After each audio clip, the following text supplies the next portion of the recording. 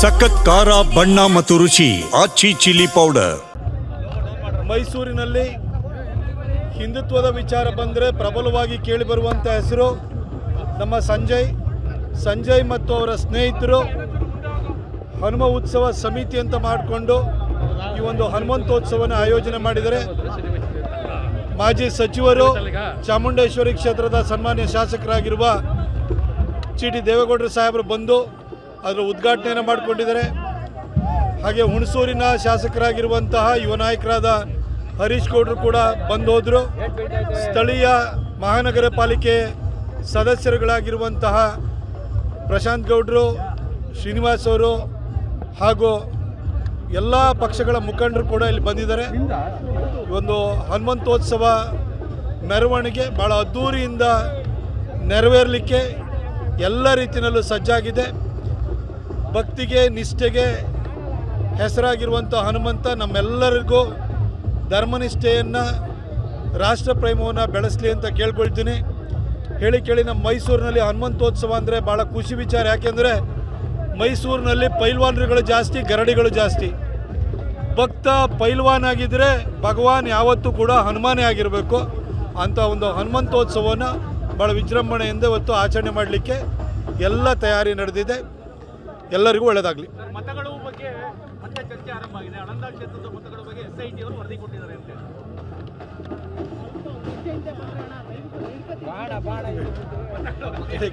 ಮತಗಳು ಚರ್ಚೆ ಆಗ್ತಾ ಇದೆ.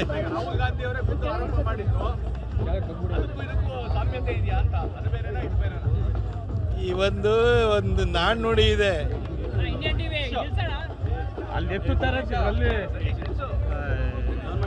ಮದುವೆ ಆಗೋವರೆಗೂ ಹುಚ್ಚಿಬಿಡಲ್ಲ, ಹುಚ್ಚಿಬಿಡೋವರೆಗೂ ಮದುವೆ ಆಗಲ್ಲ ಅಂತ. ಈಗ ರಾಹುಲ್ ಗಾಂಧಿ ಪ್ರಧಾನಿ ಆಗಲ್ಲ, ಪ್ರಧಾನಿ ಆಗೋವರೆಗೂ ಅವ್ರಿಗೆ ಹುಚ್ಚಿಬಿಡಲ್ಲ. ಅವರಿಗೆ ಎಷ್ಟೇ ಹೇಳಕ್ಕೆ ಸರ್. ಈಗ ಆಲ್ರೆಡಿ ಪ್ರತಿಕ್ರಿಯೆ ಕೊಟ್ಟಿದ್ರಿ. ಇವ್ರನ್ನ ಕೇಂದ್ರ ಸಚಿವರನ್ನ ಮಾತಾಡಿದಂಥ ವಿಚಾರ ಇವತ್ತು ಹನುಮಂತೋತ್ಸವ ನಡೀತಾ ಇರೋದ್ರಿಂದ, ಇದು ಎಲ್ಲ ಪಕ್ಷಗಳ ಮುಖಂಡರು ಸೇರಿ ಮಾಡ್ತಾ ಇರೋದ್ರಿಂದ ಈ ಸಂದರ್ಭದಲ್ಲಿ ಅದ್ರ ಬಗ್ಗೆ ನಾನು ಹೇಳಲಿಕ್ಕೆ ಇಷ್ಟಪಡಲ್ಲ.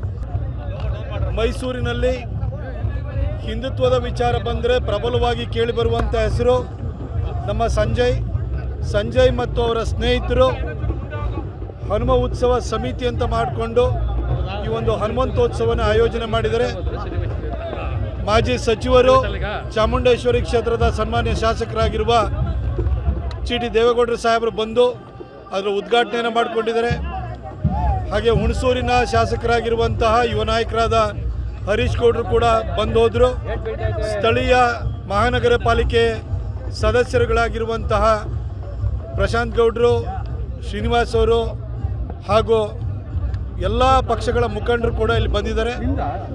ಒಂದು ಹನುಮಂತೋತ್ಸವ ಮೆರವಣಿಗೆ ಭಾಳ ಅದ್ಧೂರಿಯಿಂದ ನೆರವೇರಲಿಕ್ಕೆ ಎಲ್ಲ ರೀತಿಯಲ್ಲೂ ಸಜ್ಜಾಗಿದೆ.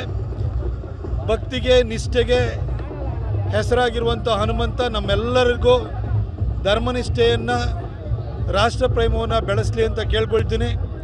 ಹೇಳಿ ಕೇಳಿ ನಮ್ಮ ಮೈಸೂರಿನಲ್ಲಿ ಹನುಮಂತೋತ್ಸವ ಅಂದರೆ ಭಾಳ ಖುಷಿ ವಿಚಾರ. ಯಾಕೆಂದರೆ ಮೈಸೂರಿನಲ್ಲಿ ಪೈಲ್ವಾನರುಗಳು ಜಾಸ್ತಿ, ಗರಡಿಗಳು ಜಾಸ್ತಿ.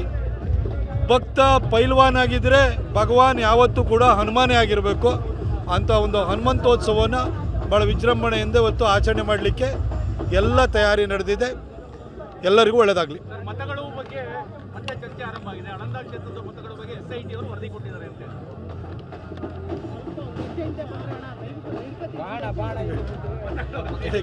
ಮತಗಳು ಚರ್ಚೆ ಆಗ್ತಾ ಇದೆ. ರಾಹುಲ್ ಗಾಂಧಿ ಅವರೇ ಖುದ್ದು ಆರೋಪ ಮಾಡಿದ್ರು. ಅದಕ್ಕೂ ಇದಕ್ಕೂ ಸಾಮ್ಯತೆ ಇದೆಯಾ ಅಂತ? ಅದು ಬೇರೆನಾ ಇದು ಬೇರೆನಾ? ಈ ಒಂದು ನಾಣ್ಣುಡಿ ಇದೆ.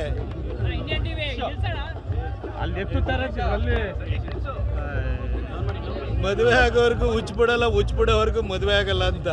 ಈಗ ರಾಹುಲ್ ಗಾಂಧಿ ಪ್ರಧಾನಿ ಆಗಲ್ಲ, ಪ್ರಧಾನಿ ಆಗೋವರೆಗೂ ಅವ್ರಿಗೆ ಹುಚ್ಚಿಬಿಡಲ್ಲ. ಅವರಿಗೆ ಎಷ್ಟೇ ಹೇಳಕ್ಕೆ ಸರ್. ಈಗ ಆಲ್ರೆಡಿ ಪ್ರತಿಕ್ರಿಯೆ ಕೊಟ್ಟಿದ್ರಿ. ಇವ್ರನ್ನ ಕೇಂದ್ರ ಸಚಿವರನ್ನ ಮಾತಾಡಿದಂಥ ವಿಚಾರ ಇವತ್ತು ಹನುಮಂತೋತ್ಸವ ನಡೀತಾ ಇರೋದ್ರಿಂದ, ಇದು ಎಲ್ಲ ಪಕ್ಷಗಳ ಮುಖಂಡರು ಸೇರಿ ಮಾಡ್ತಾ ಇರೋದ್ರಿಂದ ಈ ಸಂದರ್ಭದಲ್ಲಿ ಅದ್ರ ಬಗ್ಗೆ ನಾನು ಹೇಳಲಿಕ್ಕೆ ಇಷ್ಟಪಡಲ್ಲ.